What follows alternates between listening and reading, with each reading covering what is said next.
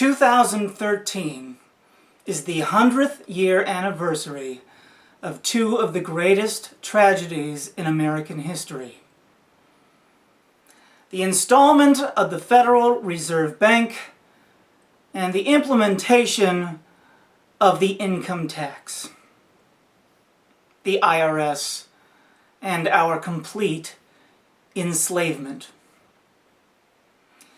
If we work together, we can end both things.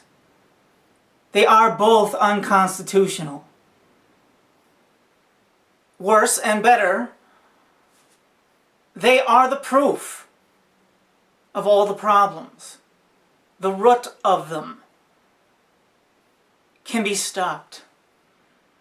It is the problem in Europe. It is the reason that so many countries are being attacked, and militias such as the fraudulent Al-Qaeda are being funded to be brought in to massacre and kill whoever they want subversively. The funding for all of that comes from phony money. The central banking scheme at the heart of the Federal Reserve, fractional reserve lending, being able to lend out 10 times more money than you have on reserve, and worse, money that comes from nowhere, that represents nothing.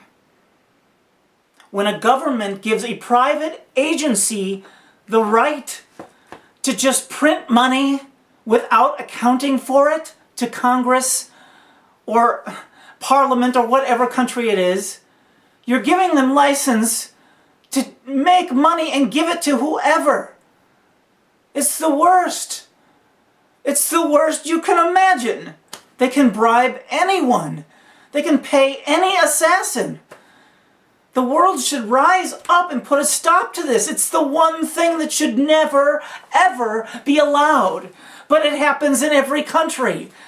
And the countries where it doesn't happen, those are the ones where the focus of war is happening the most right now.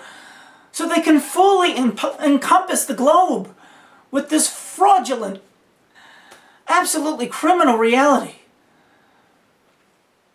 If you can rise up and make the government print the money, like it says in the Constitution, and make any tax that they levy against us, the citizens, be apportioned, just as it says in the Constitution. Have you ever thought that when you go to work and you're paid, it's an equal trade? If anything, it's an off-balance trade where you give them more than what you get in return? Have you ever put a price on your time? If you go to work for a 40-hour week and you get $200 for that, 40 hours of your time is worth $200? Have you thought about that? And then they still tax you for that on an even or worse trade? If anything, the government should pay people who have a salary less than the line. You know the line I mean. You want to have any kind of decent life, you've got to make $3,000 a month. Or you've got people looking down at you because of what you drive and where you live and how you dress and how pissed you are all the time. It's all about what you have and what you have the power to do because of the money that you've earned. And the idea that they think they have the right to that. I can see taxing large profits.